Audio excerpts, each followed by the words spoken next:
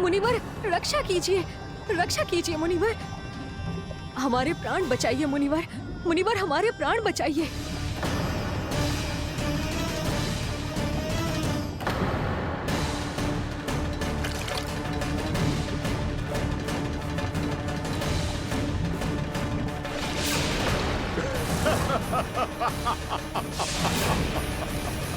ठहर जाओ असुरराज, इन मछलियों को हानि ना पहुंचाओ। क्यों मुनि? अब मछलियां पकड़ने के लिए मुझे तुमसे आज्ञा लेनी पड़ेगी। तुमने तपस्या करने से पहले किससे आज्ञा ली थी? मां गंगा से, इस जल में रहने वाली सभी मछलियों से। इस उपकार के बदले इन सभी मछलियों को रक्षा करने का वचन दिया था। इसीलिए असुरराज, मैं शांति से कह रहा हूं, इस स्थान को अशुद्ध ना करो, चुपचाप यहां से चले जाओ, नहीं तो इसका परिणाम अच्छा नहीं होगा।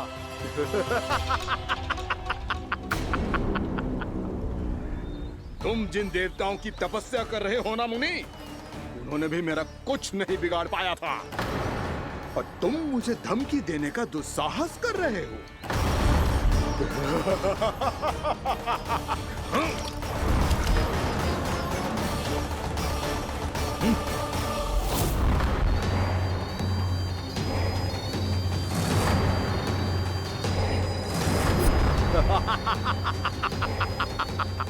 मूर्ख, विचारों से तो तू राक्षस है ही, और स्वभाव से उस बगुले की तरह है जो भूख ना होने पर भी उन निर्दोष मछलियों को आहार बनाता रहता है।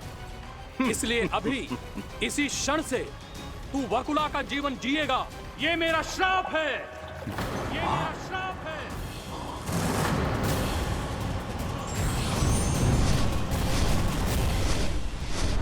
श्राप पाने के बाद तुम्हें आभास हुआ कि तुमने कितना बड़ा अपराध किया था, और तब तुम जजाली मुनि से क्षमा याचना करने लगे। तुम्हारे अपराध बोध को जानकर मुनि से शांत हुए और उन्होंने तुम्हें वरदान दिया। श्राप से मुक्ति का एक ही मार्ग होता है असुर, पश्चाताप। तुम्हें अपने भूल का पश्चाताप है, इसीलिए मैं तुम्हें वरदान देता हूं। तुम्हें मेरे श्राप से मुक्ति अवश्य मिलेगी। स्वयं प्रभु श्री नारायण के अवतार इस बगुले के देह के बंधन से तुम्हें मुक्त करेंगे।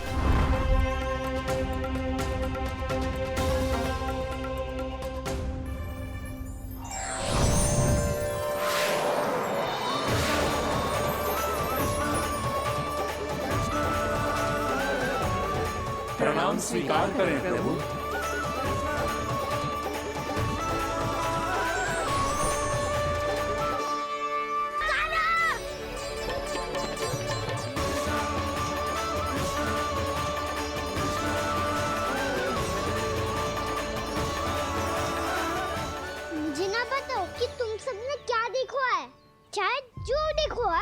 बस मैया से कछु मत ही बताना। कान्हा!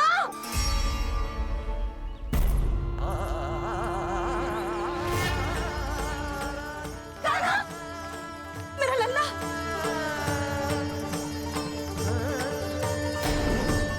भानु बता रहा था तुझे कोई असुर पंछी निकल गया था। हाँ?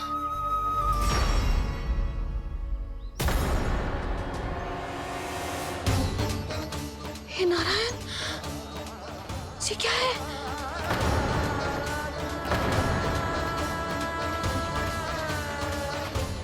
ये सब कैसे हुआ लल्ला? हाँ? कोई बताएगा मुझे ये क्या है?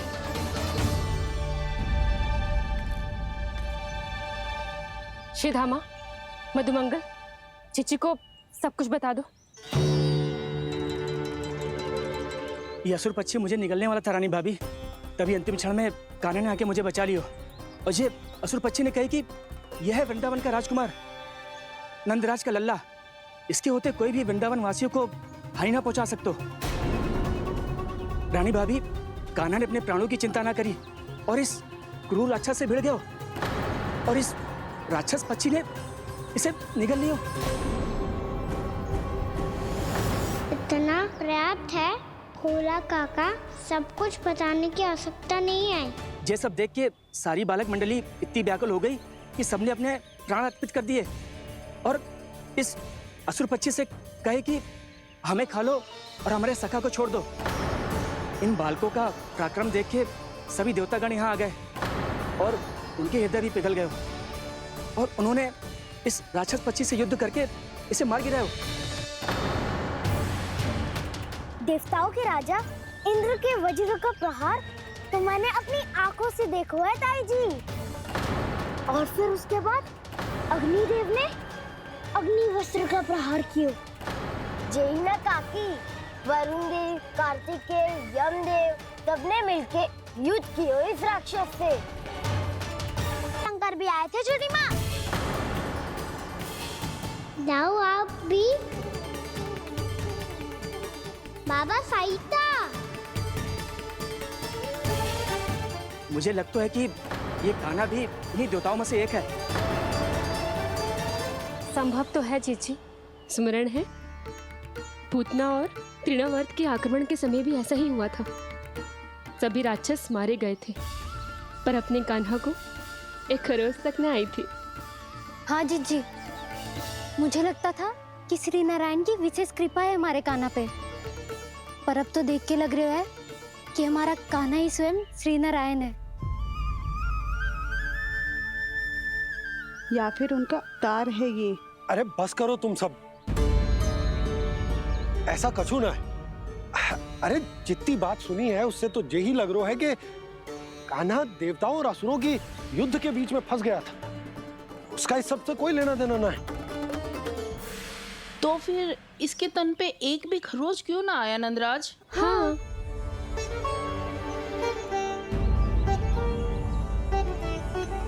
है काकी, खरच तो है। दिखा लल्ला। भैया बात पीड़ा आ रही है, कुछ करो ना। चिकोपिया भी ना अति करती है। श्री नारायण का अवतार हो तो इतनी तनिक सी खरोच पे ऐसे रो तो क्या? बस बहुत होगा। अब तो तुम सबने सीमा ही पार कर दी है। कभी से श्री नारायण बुलाते हो, कभी श्री नारायण का अवतार। तनिक कछु हो ना जाता है कि तुम सब कहानियां बुनने लगती हो। जे बस साधारण सा बालक है, मेरा लल्ला है जे, इसे भगवान मती बनाओ।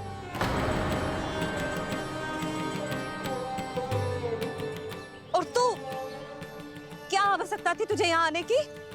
हाँ? वो भी मुझे बिना बताए मेरे से छल करके आयो है तू।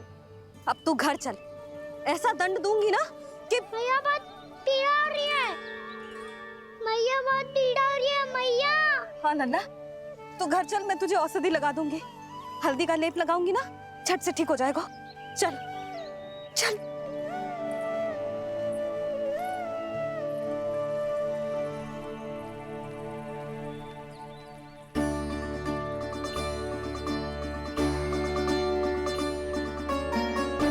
हल्दी का लेप लगाऊंगी ना, झट से ठीक हो जाएगा। चल चल।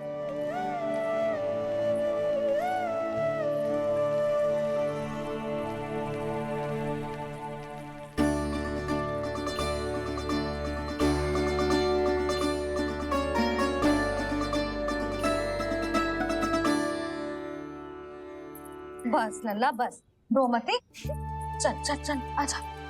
अभी औषधि लगाऊंगी ना, तेरी सारी पीड़ा लुप्त हो जाएगी। आजा आजा,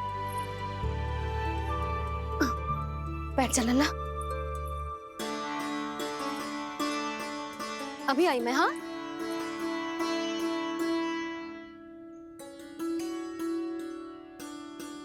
मैया। अरे तो अभी तक रो है? क्या कह रही थी सारी गोपियां? बता। के मेरा लल्ला श्री नारायण का अवतार है। दिव्य है, भगवान है। और जो भगवान इतनी छोटी सी चोट पे रोते हैं क्या? इतनी तो लगी भी ना है तुझे जितना तो तू आ ऊ कर रहा है।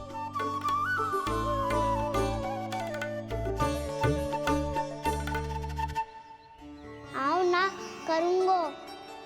आप ऐसे दुलार थोड़ी करोगी। वृंदावन का गौपालक जो इतनी छोटी सी चोट पे रोता है ना, गोप बालकों का मुखिया इतनी छोटी सी चोट पे रोता है। मेरा लल्ला तो सबसे शक्तिशाली है, जो इतनी छोटी सी चोट तो क्या बड़े बड़े राक्षसों से भी ना घबराता है। हाँ, एक बार में सबको समाप्त कर देता है कि ना? हाँ मैया, यदि कोई राक्षस वृंदावन की ओर टेढ़ी दृष्टि करके आएगा तो सबसे पहले कान्हा को सुरक्षा में खड़ा पाएगा, फिर चाहे जो पाल बन के आए या बगुला बन के।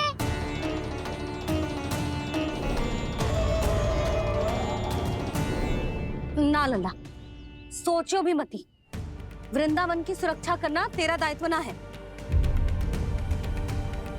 तुझे और कोई संकट का सामना करने की आवश्यकता ना है। अभी तो मेरी पीड़िता का हरण कर रही थी, अचानक से क्या हो गया मैया को? कोई आवश्यकता ना है तुझे ऐसे संकटों का सामना करने की। आने दे आज तेरे बाबा को, सीधा सीधा बोल दूंगी, बहुत हो गए उनके तर्क वितर्क। मेरा फूल सा लल्ला वन में अकेले गौचारण के लिए ना जाए को। आज बगुले ने निकल लियो, कल कछु और हो जाए तो? नारायण ना करे, कहीं कछु ऊंच नीच तुझे कछु हो जाए तो? मैं तो जीते जी मर जाऊंगी।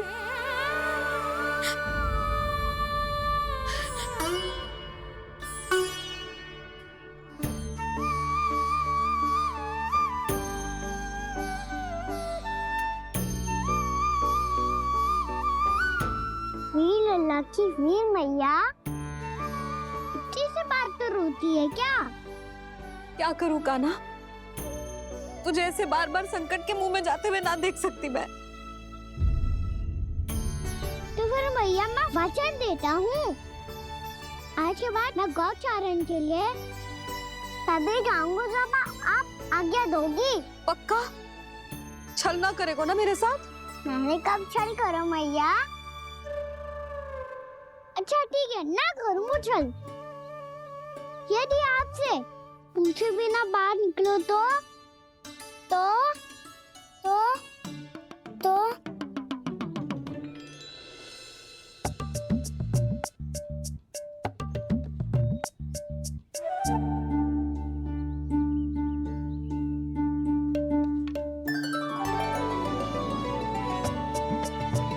ये रही आपकी छड़ी और ये रही मेरी पीठ। देना तापर तोड़। ठीक है, जब तूने अपना दंड निर्धारित कर ही लियो है तो सोच ले, अब अगर तूने मेरी बात ना मानी तो तोड़ तोड़ छड़ी पड़ेगी, समझ आई?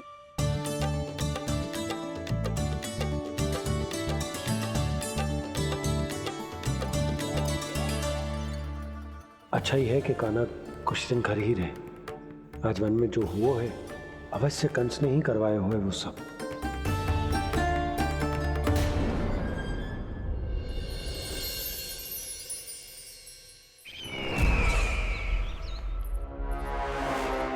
आपका ये धनुष तो सबसे अधिक शक्तिशाली था महाराज, ये कैसे टूट गया?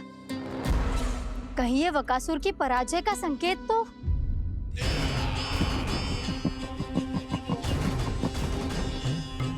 प्राप्ति, लगता है तुम्हें शुभ समाचार मिला नहीं।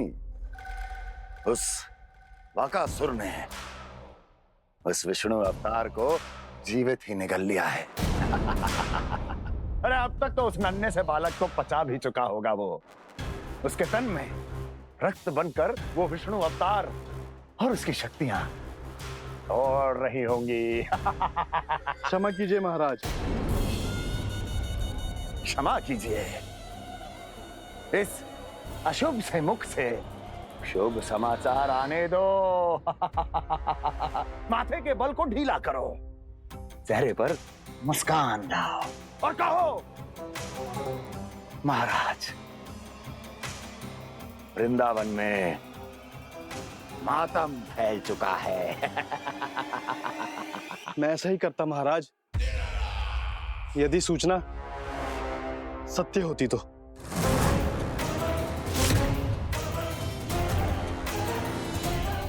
कहना क्या चाहते हो? एक क्षण में सूचना उगलो, अन्यथा मेरा योद्धा बकासुर विष्णु अवतार की तरह तुम्हें भी जीवित निकल जाएगा। आने दो। बकासुर मारा गया महाराज, बकासुर मारा गया महाराज, बकासुर मारा गया। बकासुर मर चुका है? असंभव। असंभव।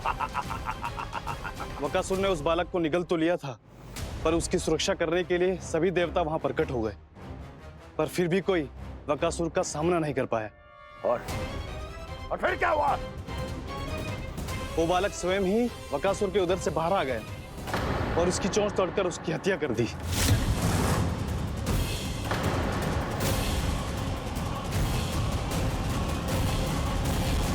वन में बकासुर की चोंच टूट गई और यहाँ आपका ये धनुष।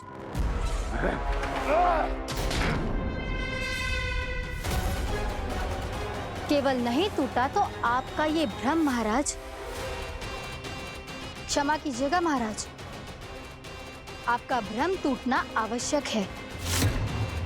आवश्यक है आपको यह आभास होना कि उस विष्णु अवतार को पराजित करने के लिए आपके साधारण योद्धाओं में वो सामर्थ्य नहीं है। वत्सासुर, पूतना, तृणावर्त, बकासुर, ये सब साधारण नहीं थे प्राप्ति, साधारण नहीं थे।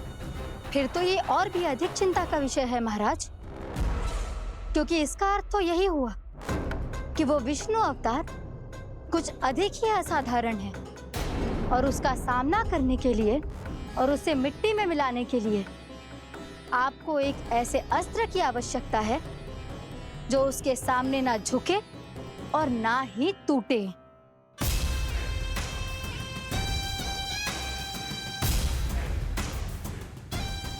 तो फिर मैं ऐसा ही अस्त्र ढूंढूंगा, चाहे आकाश पाताल एक क्यों ना करना पड़े मुझे, 10 दिशाएं 14 भुवन क्यों ना नापने पड़े मुझे, मैं उस अस्त्र को अवश्य ढूंढ निकालूंगा जो उस विष्णु अवतार के प्राणों की डोरी इस धनुष की तरह तोड़ सके।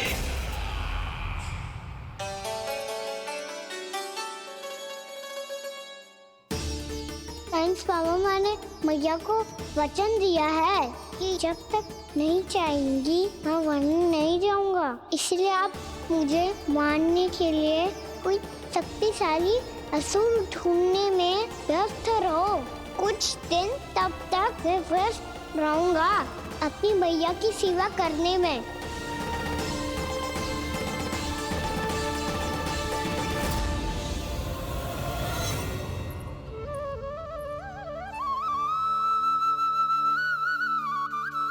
लो मैया, तुलसी जी को चढ़ाने के लिए जल।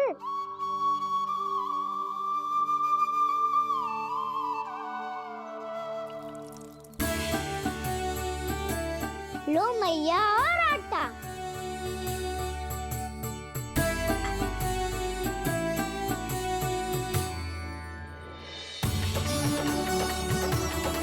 लो मैया, बेलन।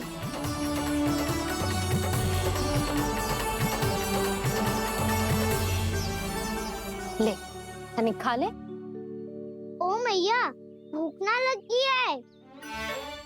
बिना भूख के खाने से क्या लाभ? और तेरा जब पेट तो कह रहा है कि उसे भोजन चाहिए, और लाभ कैसे ना लल्ला? भोजन का लाभ है ना, तन को पोषण मिलेगो, स्वास्थ्य बनेगो, जे तेरी भुजाओं में शक्ति आ जाएगी, ताऊ के जैसी, ताऊ से भी अधिक। तेरे जे केस भी लंबे हो जाएंगे। सच्ची मैया? सच्ची। माप के देख लियो नित्य दिन। तनिक खा।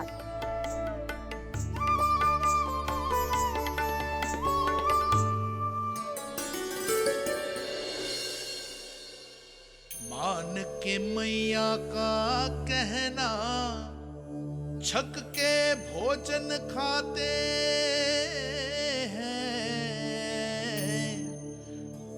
नित्य मापते भुजा केश, पर ज्यो का त्यों ही पाते हैं।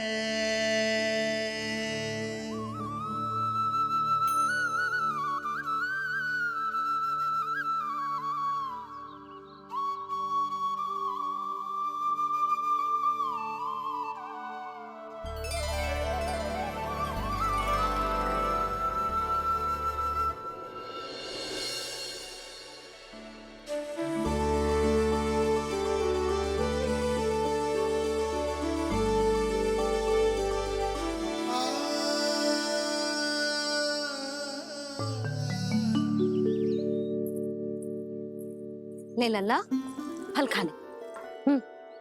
ना, मुझे ना खाने फल वल। क्यों? लंबे केस और शक्तिशाली भुजाएं ना चाहिए? व्यर्थ है ये सब। पिछले 10 दिनों से देख रहा हूँ, ना केस लंबे हुए हैं, ना भुजाएं शक्तिशाली बनी है। 10 दिन में कछु ना होने वाला। 10 सप्ताह ऐसे खाएगो ना, तब जाके कछु बदलाव दिखेगो। समझ आई? चल अब खा ले।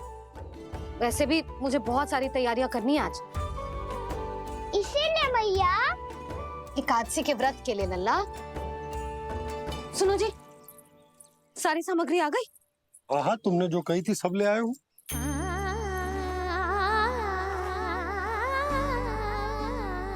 इसमें नारियल तो है ही ना, उसके बिना मैं एकादशी की पूजा कैसे करूंगी? यशोदा, मैंने भोला से कह दिया, वो लेकर आते ही होगा। घबराओ मत।